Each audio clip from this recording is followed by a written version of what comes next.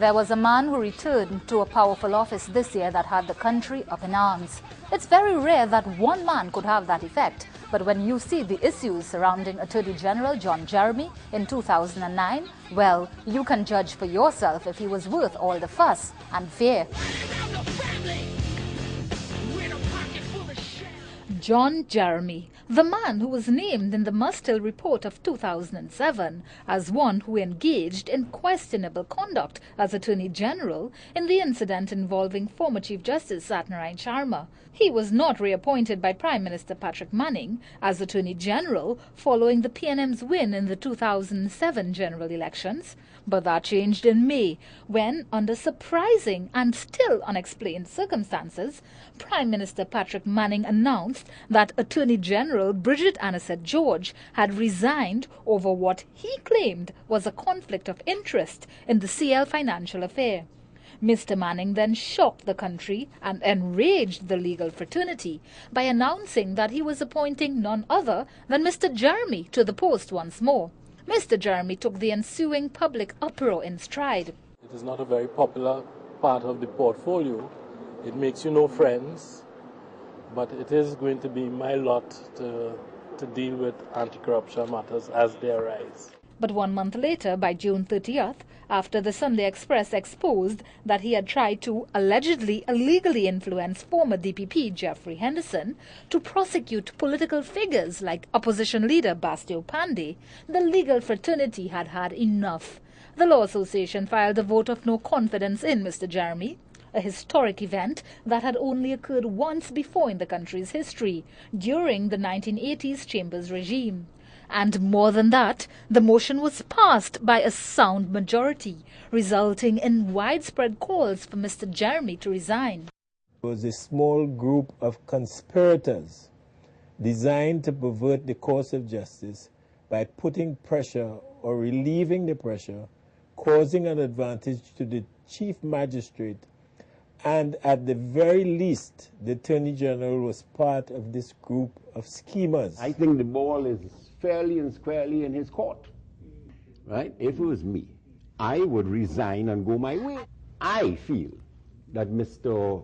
Jeremy is going to do the noble thing and he's going to ride out into the sunset. That's me. What noble thing? He's going to just take that motion and put it in waste paper basket? You think he's taking any basket from 102 very young lawyers? Is that what you think of your colleagues? Yes. Well, he did offer his resignation to Mr. Manning, but it was refused. He officially offered his resignation to the Prime Minister, and the Prime Minister put it in the shredder. It was not accepted. But Mr. Jeremy continued to make headlines. By September, Justice Rajendra Narayan ruled that the controversial Abu Bakr affidavit, where the former coup leader claimed that Mr. Manning had forgiven his debt in exchange for Muslimeen muscle power in the 2002 general elections, should be probed by the DPP and Acting Commissioner of Police.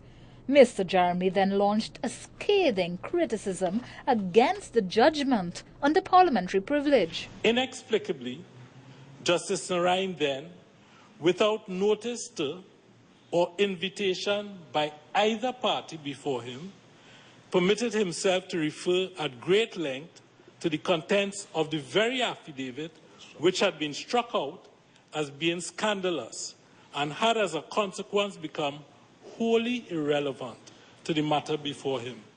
The opposition UNC accused him of abusing parliamentary privilege, acting in contempt of court, and they unsuccessfully moved to haul him before the Privileges Committee after having a motion of no confidence in him in Parliament.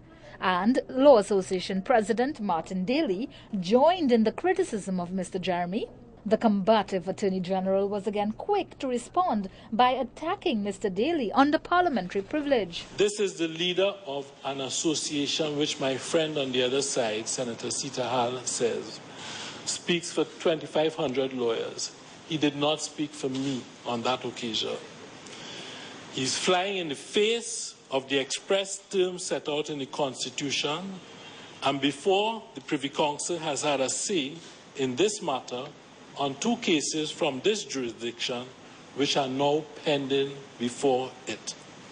And right to the President of the Law Association in the hope that the association will cease to act in automatic opposition to the executive.